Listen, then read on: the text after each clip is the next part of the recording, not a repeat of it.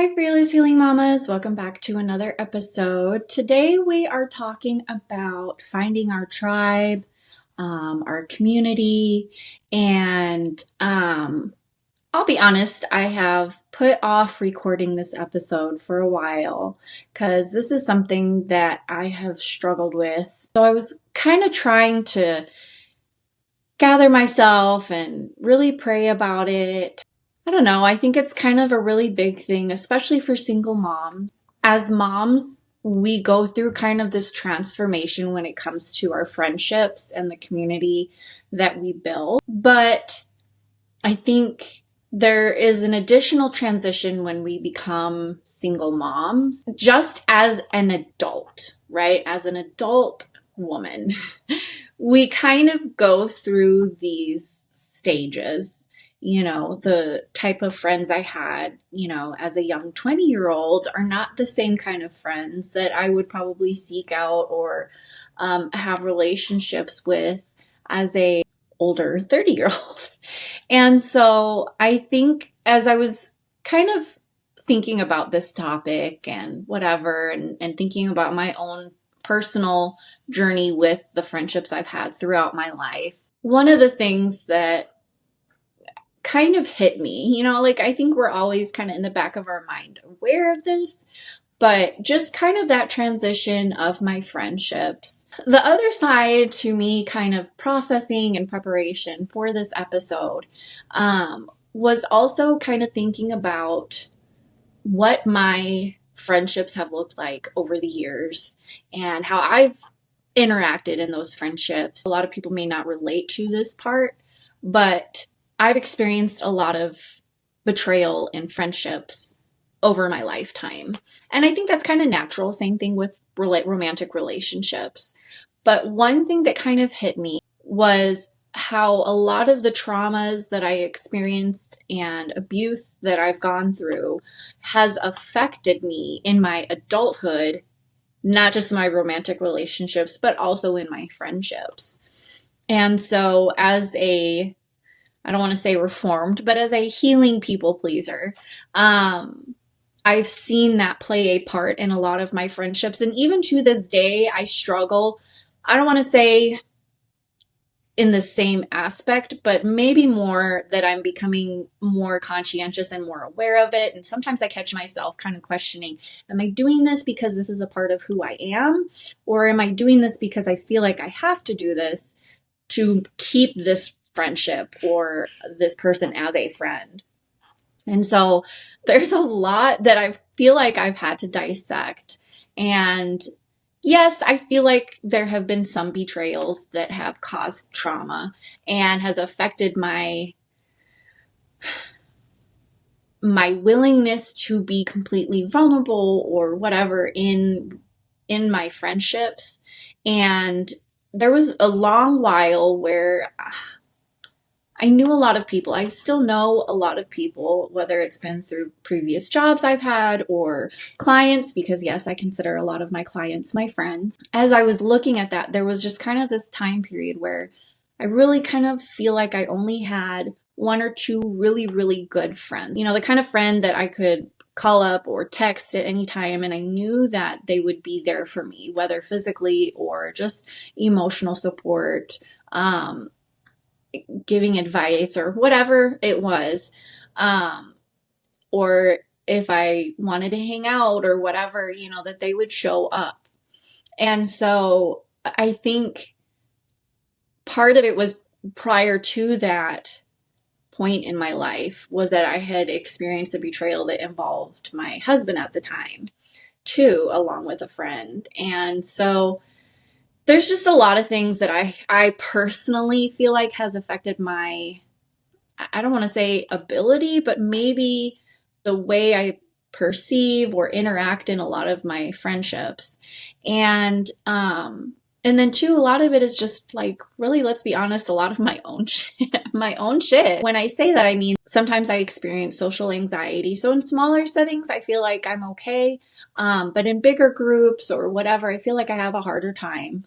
And that's something I'm working on and whatever, and kind of I think sometimes I can come across a certain way, and I have been told before that oh, well, I thought you were this way or that way or whatever. And part of it is just kind of like my protective layer. Some of it might be just, I have RBF, I think sometimes. And so I do kind of feel like there's just kind of like outside things that I get stuck in my head about that have affected my, again, I don't like using the word ability because a part of it is a choice, but just the way I interact with people, putting myself out there. I tend to be a more introverted person. And so it is kind of like this, I feel like it's hard for me to make friends. And so when I do have people that come into my life and I really, really enjoy their company and I like talking to them and I, feel like we can relate a lot with each other and whatever. One of the patterns that I had was I would almost kind of just like attach myself to that person. And whether it was a healthy friendship or not, it was just that desire to be connected. And I think that a lot of this happened a lot more after my first divorce. And a big, big part of it was because I felt so isolated and secluded and just kind of cut off from the world. And there were some friendships through that first marriage that I either kind of stepped back from, but still had those friends. And I knew, and we're still friends to this day. And I know I could text them at any time and whatever, that kind of thing. But there was really kind of only one or two people that I felt genuinely close to and who would say whatever to me, like, that's not okay, or that's not healthy, or that's not normal, or whatever. And I think that they could see that I was struggling with certain things, even though I hid a lot. And so there's kind of this moment, I'll give an example. In my first marriage, I was pregnant with our second child. And I was pregnant when we had our official wedding. And when I say official with air quotes, I mean, I cleared the land on my father-in-law's property where we lived and prepped it for us to be able to put out a dance floor. And we just had close friends and family there. And I don't even know, we had maybe like 50, 60 people, maybe. I don't know. I don't feel, it really wasn't that big. It was primarily family. I want to say I was like 5 or 6 months. My sister had texted me and she was like, hey, let's hang out. I don't know if it was like we were going to have like a TV show we were going to watch or a movie we were going to watch or like a game night, or I don't know. She had told me like, come over, this is what we're going to do. Let's hang out. I miss you, kind of thing. And I was like, okay. But in the back of my mind, I was like, I remember I had known for a few days that she wanted me to come over and hang out, but I feel like I had to mentally prepare for telling my husband at that time that I was gonna go do this, or I wanted to go do this, and that she had invited me over and whatever. Because I knew that either he was going to tell me he didn't want me to go, and if I made the choice to go, that I was going to get continuous text messages the whole time I was gone. She was encouraging me to leave Sophie at home with her dad, my oldest, who at that time was, I think, almost 2. And so it wasn't just that I wasn't going to be home with him. It was also the fact that I would have to, and this is just a glimpse into my first marriage, I was going to have to ask him to babysit our oldest daughter so that I could go hang out with my friend. And it was kind of one of those things where it was like I was dreading having to bring it up to him. And I had been out working, clearing out the land and weeding and all these different things outside all day.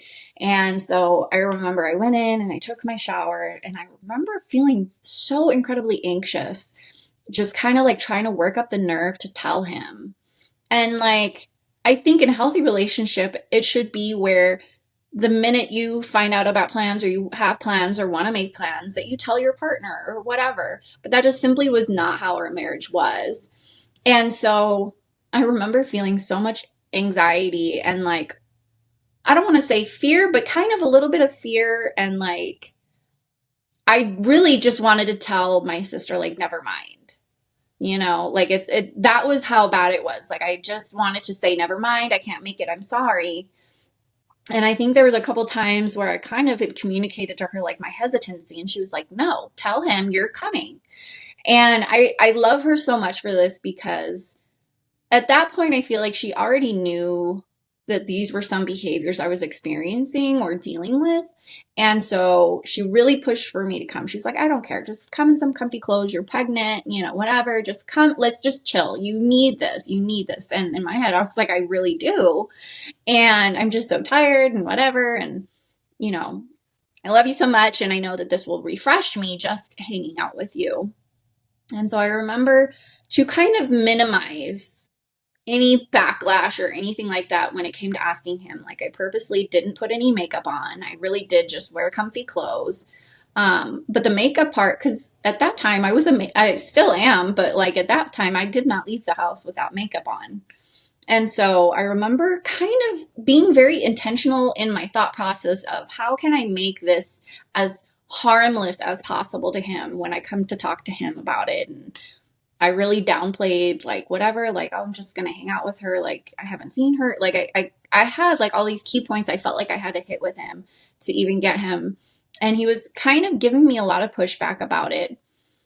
And I remember at one point texting her and I was like, look, I don't think he's going to go for it. I'm not really sure. And I remember she got very, very firm with me. And I was like, well, that's kind of weird. Usually she would be a little bit more understanding, but she was like, I'll come pick you up. And I was like, oh gosh, like we lived in separate cities at that time, even though it was like a, I don't know, 30-40 minute drive. From my house to her. Well, at that time, I think it was like a 45-minute drive because I lived on one end and she lived on the other end of these different cities. So it was a longer drive at that time. But, I remember being like, oh my gosh, this is so embarrassing. She really would just pull up to my house to pick me up, because, whatever. So, I was like, no. So I kind of got a little bit more firm with him and I was like, I'll be back. Just like, I'll just be there for like an hour or two.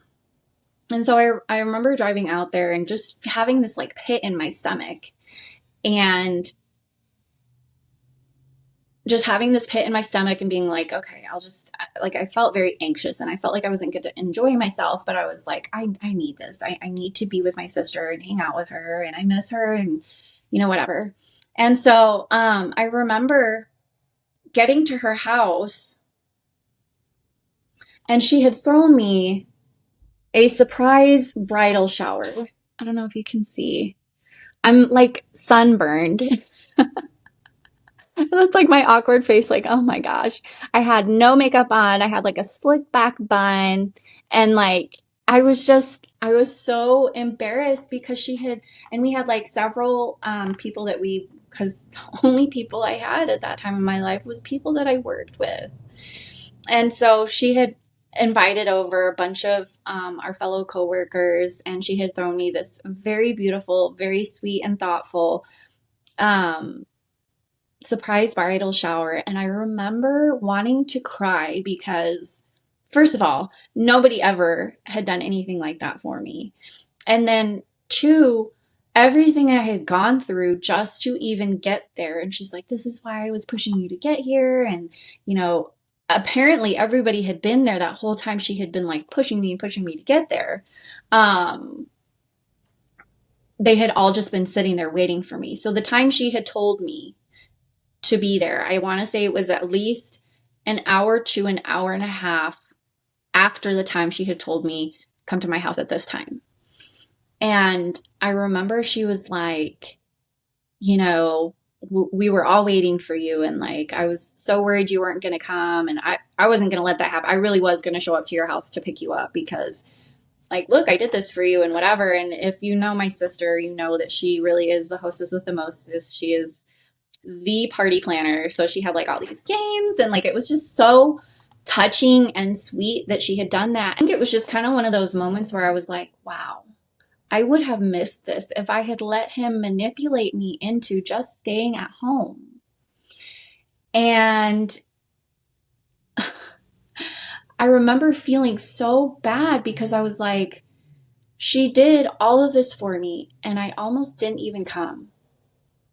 And it made me realize how much he had isolated me and affected my friendships and whatever, and like all these different things. And, um, of course, he was blowing up my phone the whole time and whatever. So finally, I was like, look, she put together this party for me and like, I'm going to stay and enjoy it, And I really do feel like because my second daughter was 1.5-ish when I finally was like, I'm done.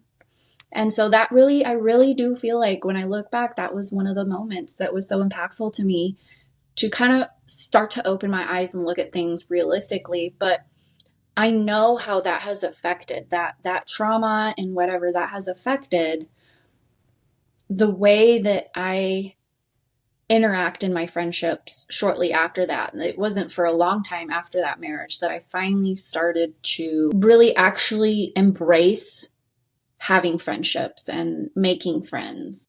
Yeah, I don't know. That was like a really, so when I was thinking about like why do I feel like I struggle so much with this or don't have more friends and whatever, and um that was kind of one of the key moments where I was like, I spent so much of my life in that marriage and in that relationship where for those like 8 or 9 years having friends was such a strenuous thing to maintain. And a big part of that was because of the abuse I experienced in the relationship where I was very intentionally isolated. In that specific aspect, my ability to create and have and maintain friendships and to kind of create a community, because that is a big part, is that they do isolate you.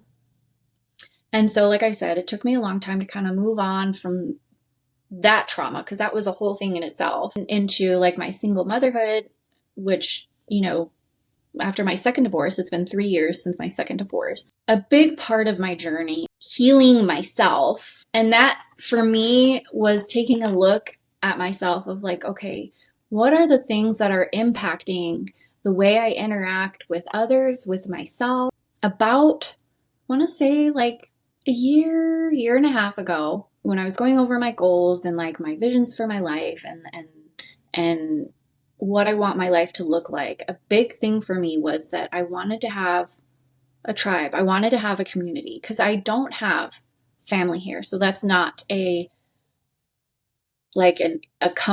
comfort spot for me or whatever to fall back on. Again, I feel like I have one or two really good friends that I can message or call at any time. And then of course my mom.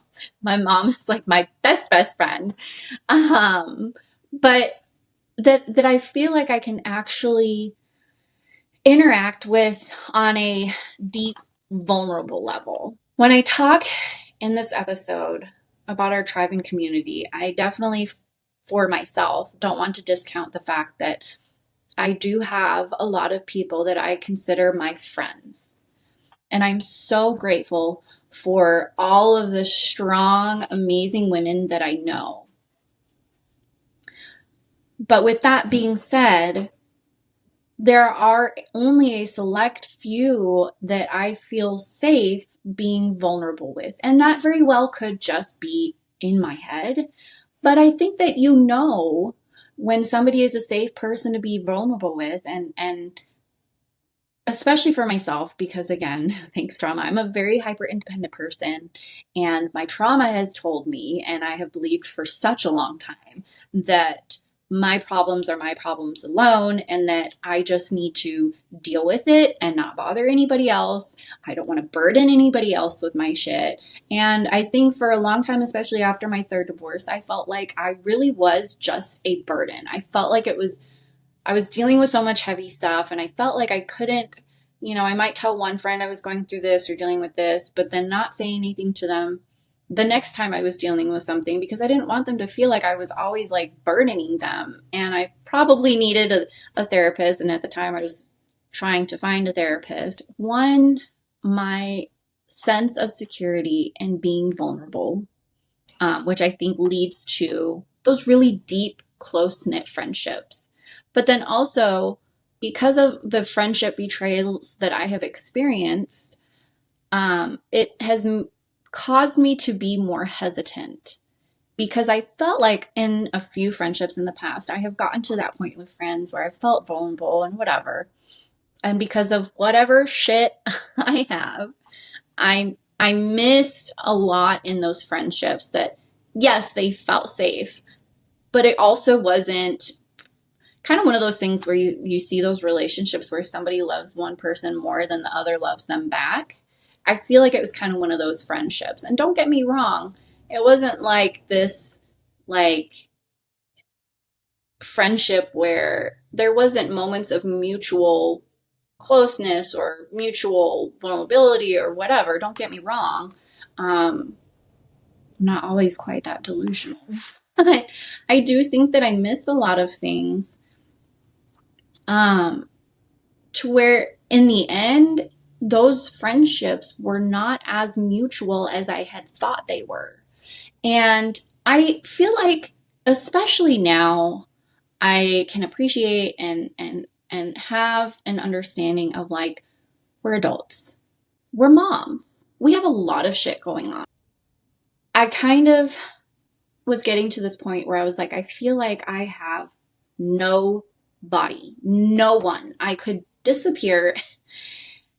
And I had taken a step back from social media for a while. And I think there was like a month or two where I just had not interacted at all on social media, because I had felt so withdrawn and so disappointed and like frustrated. And I was just like, well, and I got into kind of this low mental space where I was like, nobody cares. Like, nobody would even notice. Nobody would even say anything. Like, nobody's going to call and check up on me. You know, like my phone was dry. Like, no, nobody gives a shit about me. And I did kind of take on this victim mentality when it came to that.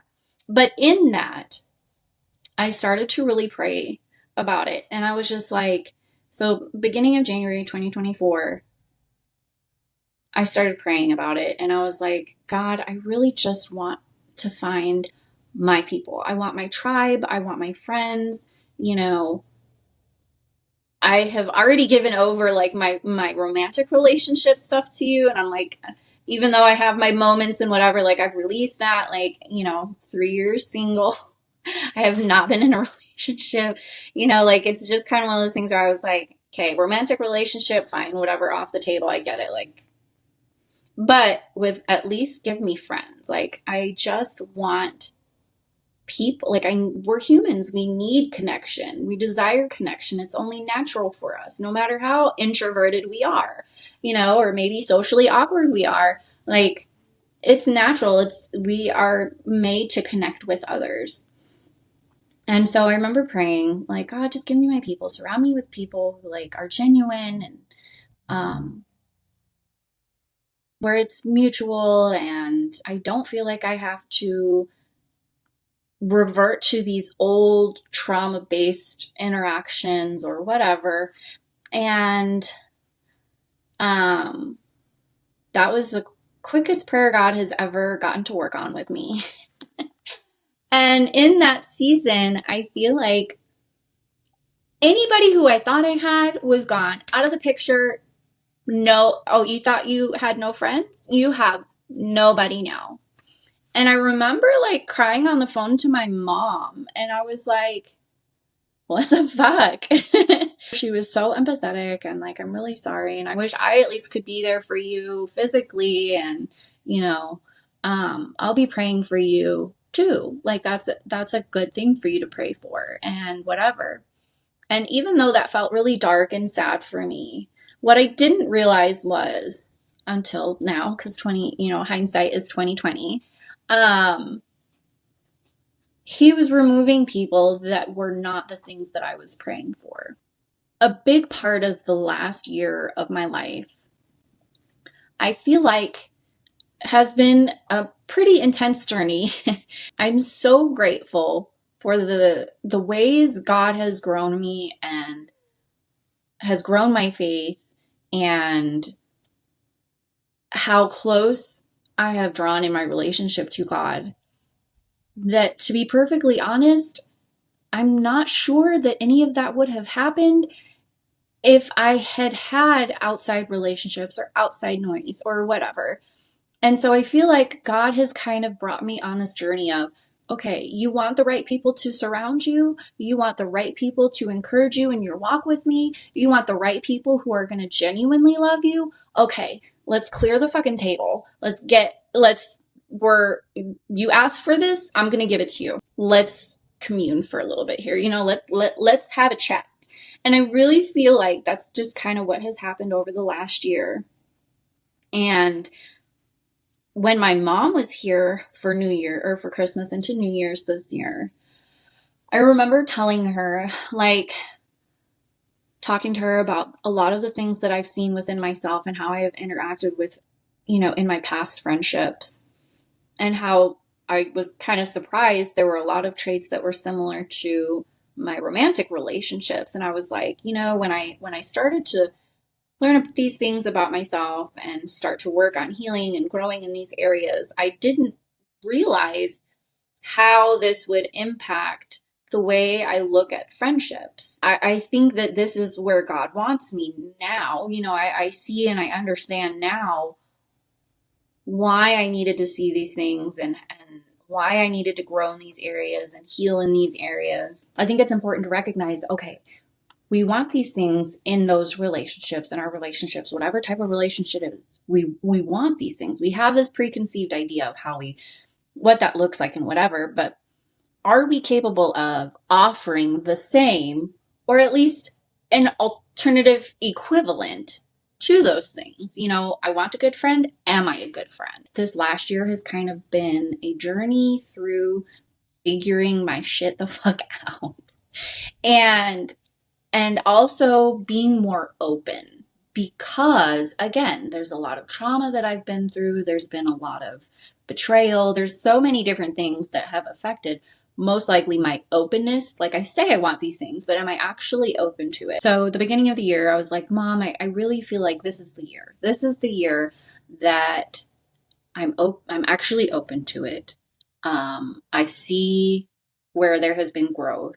I also recognize I can't just sit at home and pray to God about it. Like, I need to actually participate in the world. A good friend of mine had posted about a life group that she was starting, and I have seen her do other life groups, and I'm like, oh, that's so sweet. And they always do like a, picture every time they do their life group and whatever. And I was just like, oh, I love that. That's so wonderful and whatever. But again, I just didn't feel like I was open to it, or I don't want to say willing to commit to it, but it was a lot at that time in my life, the last life group that she had done and I had wanted to do, but I was just like, oh, it's kind of a lot.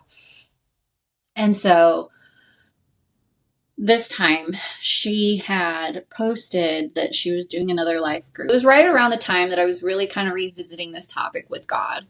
And she had posted that this was the book that they were going to be doing. I was like, almost crying when I had seen it. And then I called my mom and I was like, you're never going to believe what she is doing her life group series on or whatever. So the name of the book is I Want to Trust You, But I Don't. And it's by Lisa Turkhurst. And I'm going to tag this book because whether you do it in a life group or not, which I love the life group because it does kind of have another aspect to it, kind of like a guide. And there's a video where she talks about these different chapters and whatever. The subtitle on this book is Moving Forward When You're Skeptical of Others, Afraid of What God Will Allow, and Doubtful of Your Own Discernment. That I want friends. I want good, close friends. And so my desire for that has overridden a lot of my discernment and listening to my intuition. And so anyway, when she posted that this was the book that we're going to be going over and reading in this life group, I was like, I'm going to make it happen. I don't care. Whatever the excuses I'm going to come up with, I've already decided. It does not matter. I'm going to make this happen. I told her I was going to go, and I told her how impactful it was to me that this was the particular book that they were doing. And I was like, I just know that God has led me to do this and to participate in this. I really enjoy the company of all the women there. So I love that there's just this broad range of just wisdom and support, and sometimes even like maybe accountability or whatever. Like, this is exactly, going to this life group is exactly what I needed and wanted and had been praying about. I was like bawling my eyes out reading the introduction and the first chapter. And again, I called my mom up right away and I was like, oh my gosh, I feel like she's talking right to me. And like, this is exactly what I have been dealing with and saying and whatever. Like, she gets it. And so I was like, I'm so excited to do this. Like, I cannot wait. Like, I just know this is what I need. I want to read a couple parts out of it that were kind of really stuck out to me, that kind of started to make things shift in my mind a little bit and whatever. She says, to manage the disappointment, you may say things like, it's just better if I reduce my desire for this down to a 0. Maybe it's not meant to be, and I'm good with that. I'm actually okay being alone because I just don't have it in me to make a new friend. I just don't care about this any longer. I must not be built for this. I made some really foolish decisions in the past, so I don't deserve what I've been praying for. But then you cringe inside because you know you're saying something with your mouth that your heart desperately disagrees with. But what choice do you have? You've cried out to God more times than you can count, yet nothing seems to be coming through. His silence is deafening. The results are shocking. The betrayal is crushing. The outcome is so disappointing. The way you were treated is maddening. The tears you cry in the darkness of night seem never ending. Another no is disillusioning. You really believed this friendship would be lifelong.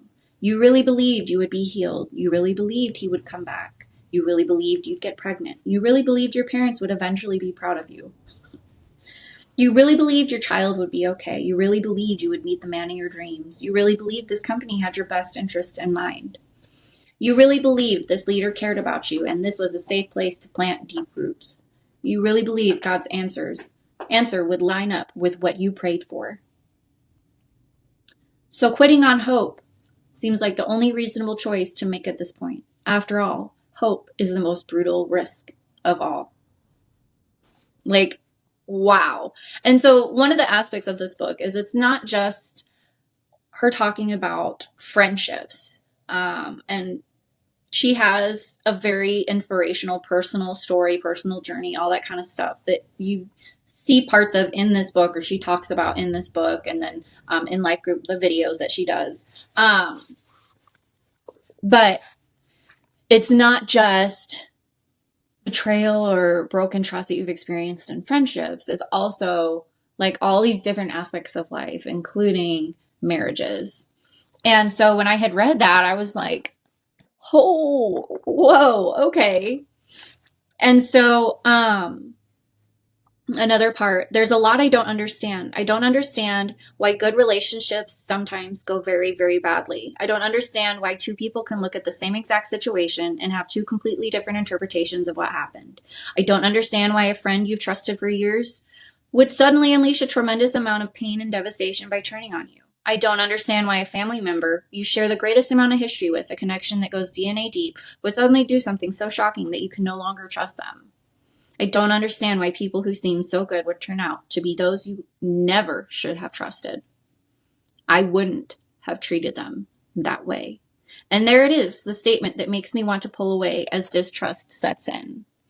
And that part, that's actually in chapter 6. That part really hit me because I've said those exact things to my mom.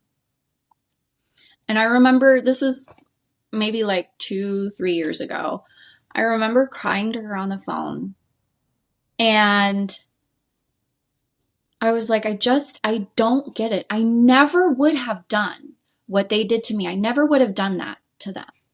I don't understand why. Like how, like I need an explanation. Like what, how could you do that to me? You know? And amongst several profound things that she's always just dropping, she was like, Elise, you have got to quit expecting you from others. And it took me a minute to really process what she was saying. But it really was like, you cannot expect other people to have the same heart that you do. And that's the really sad reality of living in the world that we live in, is that not everyone is honest. Not everyone is genuine. Not everyone thinks about your feelings or puts themselves in your shoes or takes the time to be caring or thoughtful or whatever. Not everyone is like you. Insert whatever your character attributes are. Not everyone is like that. And I know it's like incredibly cliche to say this, because I know that we have all had these type of conversations, but not everybody is your friend for life.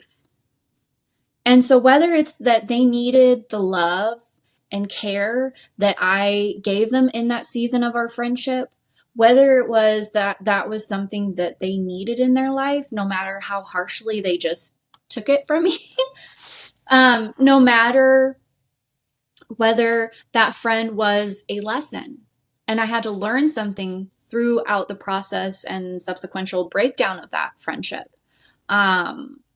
Whether that friend was just somebody that they may have been a good friend and nothing overly traumatic happened, but they were my friend for a portion of my life, and it was great to know them and whatever, but they just were not meant to move on with me to the next chapter of my life or area of growth or whatever. A seasonal friend. I do think that it is not, it would be greatly lacking to not talk about building your tribe and your community, to not also talk about those friends. The understanding that not everybody is going to be a lifetime friend, and that's okay. And again, that's just a part of us all being humans. Not that I want to proceed or go through my life with this expectation or this over like hyper fixation on, are they a seasonal friend? Are they a friend that's going to teach me a lesson?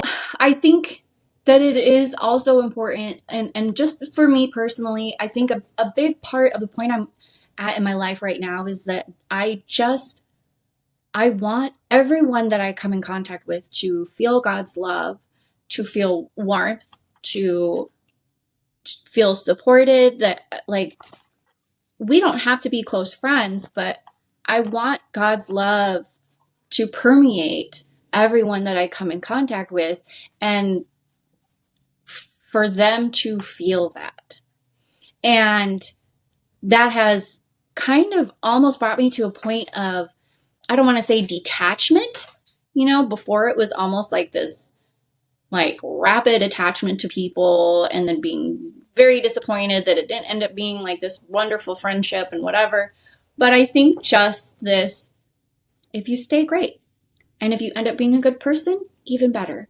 And if you end up being a friend that God has answered prayers for me with, that's amazing. What a blessing, But I think that I have kind of had to go through this journey to get to this point. As I think about this life group that I'm in and the women that I'm meeting, and I am just so excited and I feel very blessed. I'm reminded of this very well-known saying of, you become the people that you surround yourself with. And so as I transition in my life and my faith and whatever, I want to be surrounded by faith-filled women who are always going to point me to the Father and who are always going to encourage me. But I really feel like it aligns more with the type of people that I want to be surrounded with. And so that, I feel like, has been a big transition for me in being more open, and especially the more that we go through this book, and I continue to pray about the friendships that I'm building or that I have. I think a big part of it is really just putting yourself out there in the spaces that align with the type of people you want to be surrounded with. This last life group we had, I almost hadn't gone to, and I was kind of on the borderline of a mental breakdown. And I think it was a combination of a lot of different things. I have lately been very much of in a survival mode. And long story short, I wasn't taking care of myself and I was just kind of packing the feelings away and not dealing with them and just so focused on like, I just need to get through this. This is what I need to do. I just need to stay focused. That I was not being kind and gracious to myself. And I was like on the verge of tears all day. And I was like, oh my gosh, like just keep it together so that you can just just go. And I remember being like, oh my gosh, this is so embarrassing. Like all it's going to take is for one person to say something to me and I'm just like going to break down. Like I really don't think I can handle this. And I was just like, I just want to go home. I just want to go home. I want to curl up in bed. I want to cry. I want to pray to God. I need to talk to God about this. And I just started praying. And God was like, you need to go tonight. Like you need to hear this discussion. You need to participate in this discussion. Like you need this. Just go. So I like collected myself and I went, and they were like, usually we kind of like visit in the beginning, whatever. They were already kind of like sequestered and like gathered and ready to start and whatever. So I just came and I sat down. God was right. I really needed to go to that life group that night. And I remember just kind of really being out of it and like, I'm just going to get my stuff and like, I'm just going to go home after this and whatever. And, I forgot that we do a picture every night so I can just leave. So we did the picture and then, I was like encouraging that I had brought some cake that night and I was like, hey ladies, like make sure you get some cake if you want it. Like I'm trying to get my stuff and go. And let me just make it to the car. Like, please God, help me not break down. Let me just make it to the car. And I was talking to my friend, like as I was leaving, and somehow it ended up that I was the last one to leave, which was not my intention at all. And like that night I really was just like, I just want to get out of here and go home. And she like stopped, like we were talking and then she stopped and she's like, are you really okay? Like you really kind of seem not okay kind of thing. And I was like, oh God, here it comes. Here it comes. I can feel it. And I was like, yeah, just dealing with a lot. And then just the waterworks. And I just started bawling my eyes out. And I was just like, oh. And I think I even said, I was like, oh my gosh, ew. Like, I don't like being vulnerable like that in front of people. I was like, oh my gosh, ew. Like, I don't even know why I'm reacting this way. When in reality, I did. I knew what I was dealing with. I knew why I was struggling. I just need to keep pushing forward.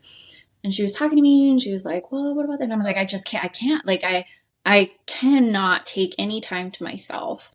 As I'm talking to her and she's being so supportive and understanding and, encouraging me and whatever, I walked away and I was like really processing what she said. I'm like, I know this. I know, like whatever. But like, I can't. I have to do this. I have to work. I have to do that. Ugh. I can't. I'm trying to do it all by myself.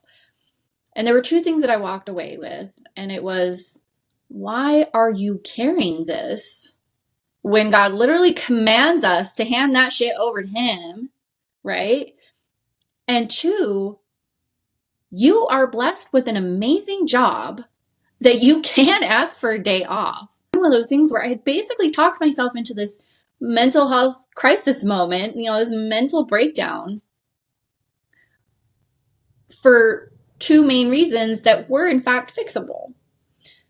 And so I put in for time off the following day at work.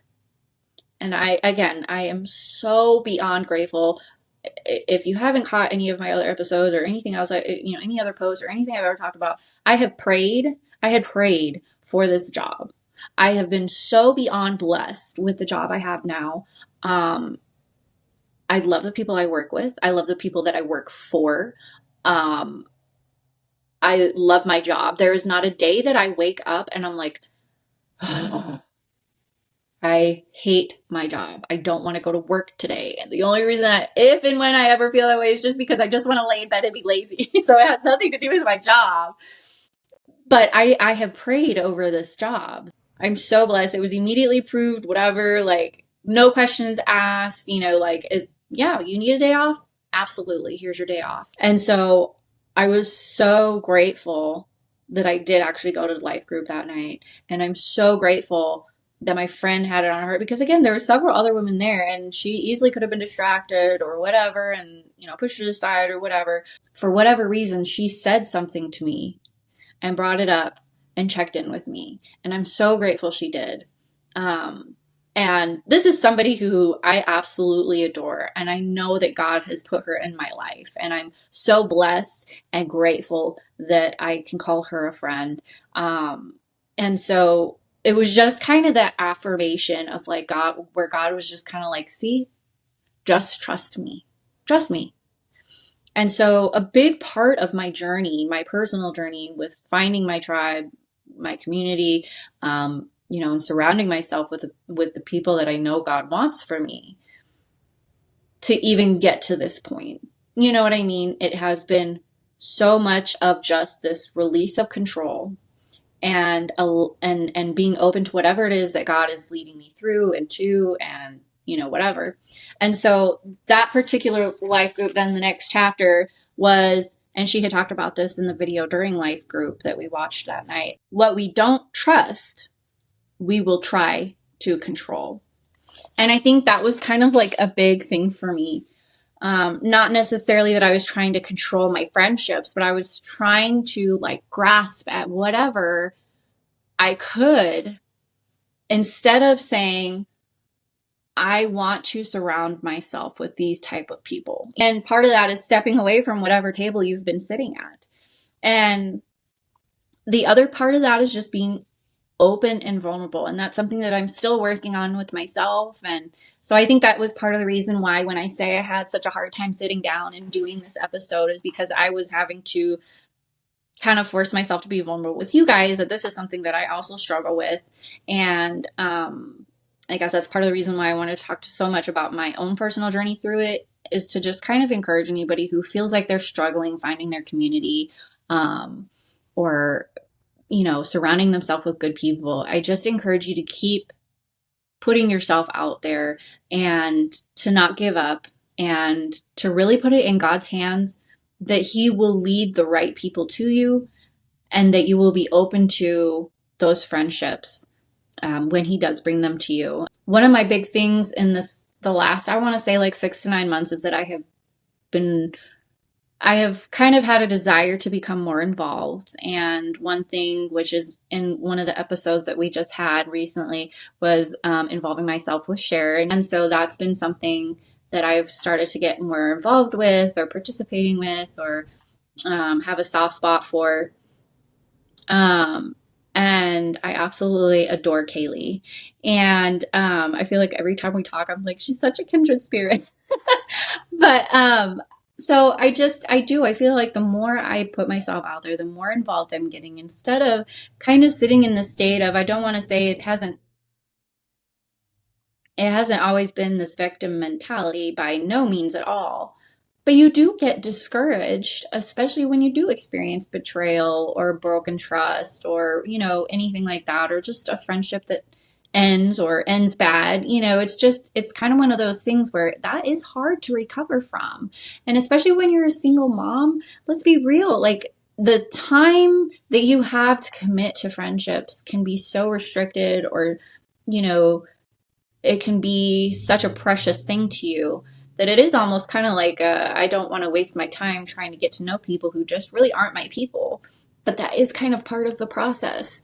And so I've kind of had to step outside of myself quite a bit and put a lot of faith and trust in God that, like, okay, you can't have faith without action. So let me take some actions and not think that God's going to deliver like this tribe and community to my front door.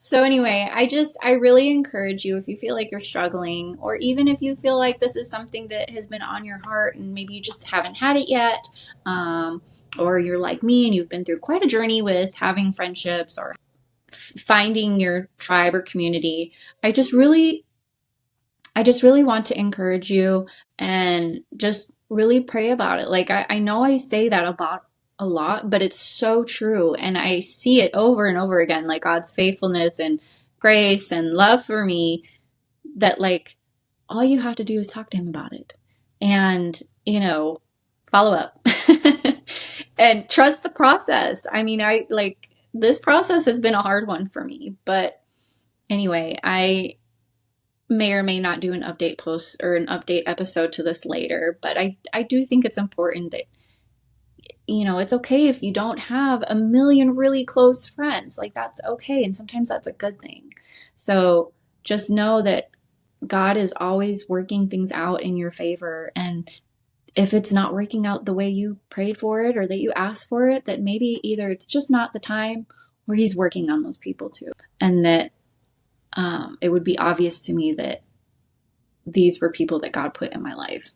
So anyway, I hope that was helpful, you guys. And like I said, I am definitely going to be tagging this book. This has been so good so far, and I'm so excited to continue through. I think we're on like chapter 8 or 9 or something like that. But anyway, it's really good. I highly recommend it, and definitely have taken in a lot of new stuff. And sometimes it just takes a new perspective to look at things a little differently than maybe you have been. And you can't keep doing the same things over and over again and expect different results, And so I think that sometimes having a fresh perspective on it or a little bit more guidance to certain things that you might be struggling with can be helpful. So anyway, thank you so much for joining me for this episode, and I can't wait to see you guys for our next one. Bye.